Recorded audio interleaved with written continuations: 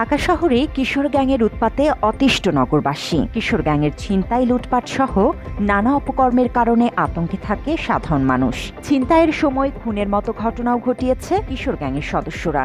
বড় রকমের অপরাধের পাশাপাশি উঠতি কিশোর গ্যাংয়ের বেপরোয়া চলাফেরার কারণেও নগরবাসীকে বিপাকে পড়তে হয় মাঝে মধ্যেই।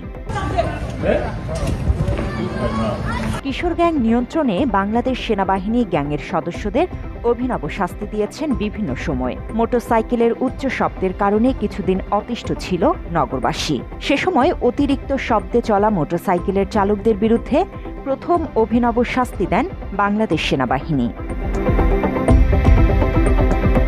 মাত্র 30% টাকায় জমির মালিক হয়ে নতুন বাংলাদেশের গড়ে তোলার স্বপ্ন দেখা বাংলা বসতি।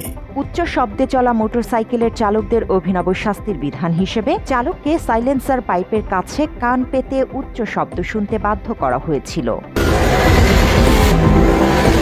এর আগে রাজধানীর ধলেশ্বরী নদীর মাঝে নৌকায় ডিজে গান বাজিয়ে পিকনিক করা কিশোর গ্যাংয়ের সদস্যদের ধাওয়া করে গ্রেফতার করেছিল বাংলাদেশ সেনাবাহিনী।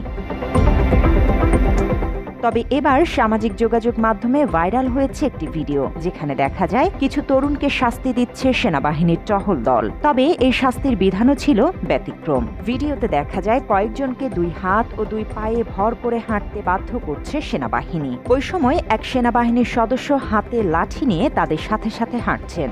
ওই সেনা সদস্যকে বলতে শোনা যায়, তাকে রাতে মাতলামি করা দেখাচ্ছি। এ থেকে বোঝা যায় কিশোরগুলো রাতে মাতাল অবস্থায় ঘোরাফেরা করছিল। অনেকে শাস্তির এই স্টাইলকে সান্ডা স্টাইল বলছেন। মজা করে বলছেন, যারা অরিজিনালি সান্ডা দেখেননি তারা এই ভিডিও দেখে নিতে পারেন। গত কয়েকদিন সামাজিক যোগাযোগ মাধ্যম ফেসবুকে রীতিমতো ভাইরাল সান্ডা। মরুভূমির এই প্রাণী এখন দখল করেছে সোশ্যাল মিডিয়া। সেই সুবাদে সেনাবাহিনীর শাস্তির ধরনকে সান্ডা স্টাইল বলা হচ্ছে।